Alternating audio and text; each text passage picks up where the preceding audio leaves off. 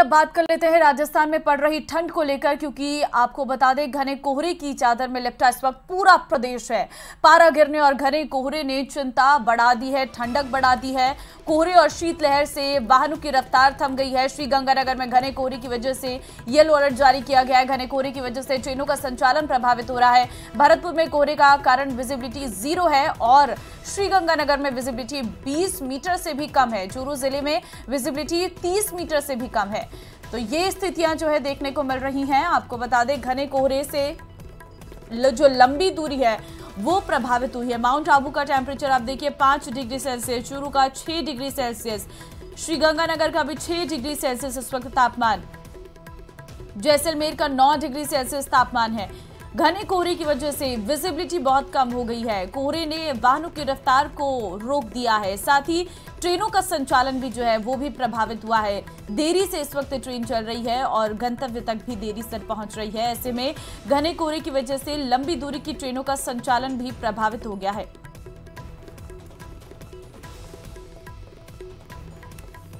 अशोक कुमार श्रीगंगानगर से संवाददाता हमारे साथ है। हिमांशु मित्तल कोटा से संवाददाता इस वक्त हमारे साथ है। अशोक, सबसे पहले आपके पास आऊंगी क्योंकि श्रीगंगानगर का तापमान बहुत ज्यादा नीचे गिर गया है और बताया जा रहा है कि कोहरा इस वक्त बहुत ज्यादा पड़ रहा है और विजिबिलिटी भी उससे बहुत कम हो गई है।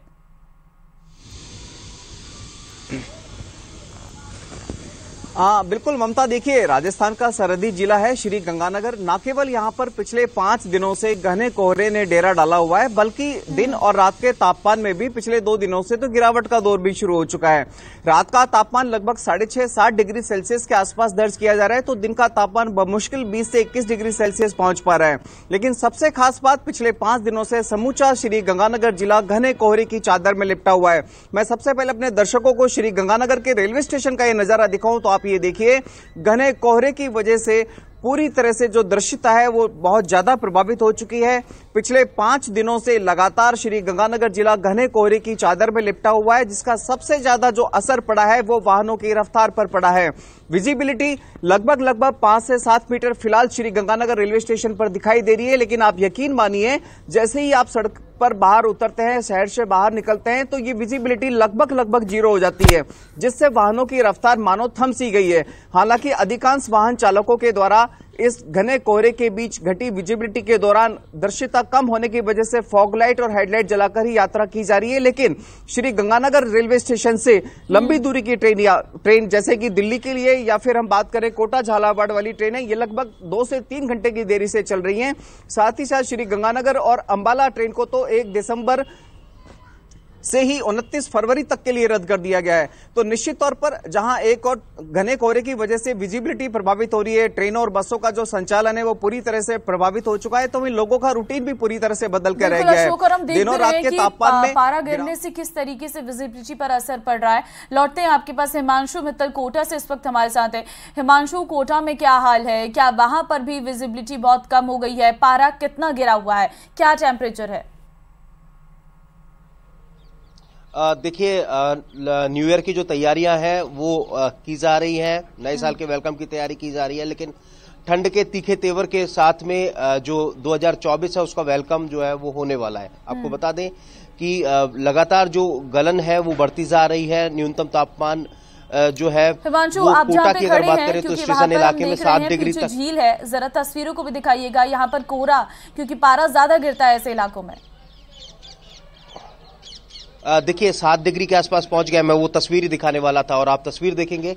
ये कोटा के सिटी हाट किशोर सागर तालाब की है, जहां पर देख सकते हैं कि सुबह का जो मौसम है, सुबह का जो नज़ारा है वो बहुत खास होता है। सबसे बड़ी बात ये कि बीते 4-5 दिन से हम देख रहे थे कि लगातार यहाँ से हम जो कोहरा है वो घना कोहरा, ऐसे में किशोर सागर की जो तस्वीर थी वो पूरी तरह से धुंधली नजर आई बीते 5 दिनों में। लेकिन अगर आज की बात करें तो अच्छी और राहत की बात यह है कि कोहरे का जो असर है वो आज लगभग नहीं है।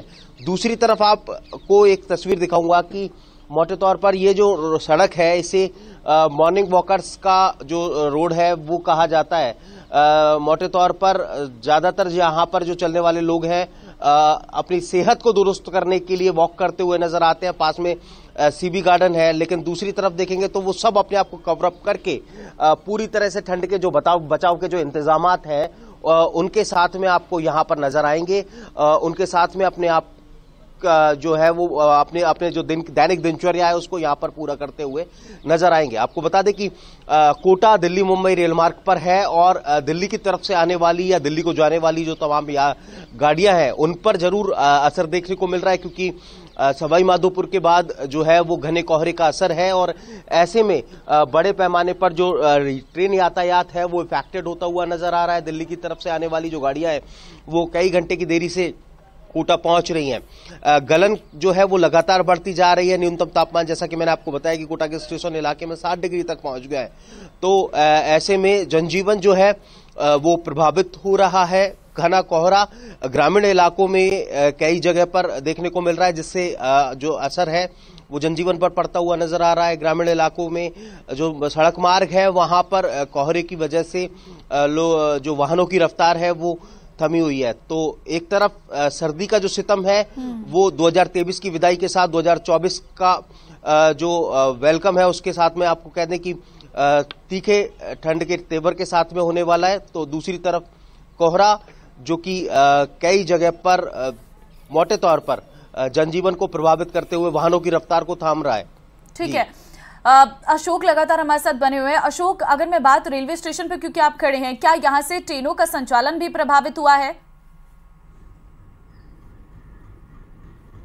बिल्कुल ममता, देखिए श्री गंगानगर इंटरसिटी ट्रेन को तो उत्तर पश्चिमी रेलवे के द्वारा 1 दिसंबर से 29 फरवरी तक इस घने कोहरे की आशंका के चलते पहले ही रद्द कर दिया गया था। तो निश्चित तौर पर देखिए श्री गंगानगर और पंजाब में और साथ ही साथ जिस तरह से उत्तरी दिल्ली में इस समय घना कोहरा पड़ रहा है उससे ट्रेनों का संचालन बहुत ज्यादा प्रभावित हुआ है। हम बात करें श्री गंगानगर से संचालित होने वाली लंबी दूरी की ट्रेनों की, तो देखिए दिल्ली सराय रोहिल्ला के साथ साथ झालावाड़ गंगानगर सुपरफास्ट एक्सप्रेस भी तकरीबन 2.5 से 3 घंटे की देरी से चल रही है। यानी कि ट्रेन यात्रियों के साथ साथ जो बसों का लोकोमोशन है, बसों का संचालन भी बहुत ज्यादा प्रभावित हुआ है। कहीं ना कहीं इससे लोगों को दिक्कतें भी हो रही है। अशोक, हिमांशु, आप दोनों का बहुत धन्यवाद तमाम जानकारी देने के लिए। फिलहाल इस बुलेटिन में बस इतना ही। बाकी खबरों के लिए आप बने रहिए हमारे साथ। नमस्कार।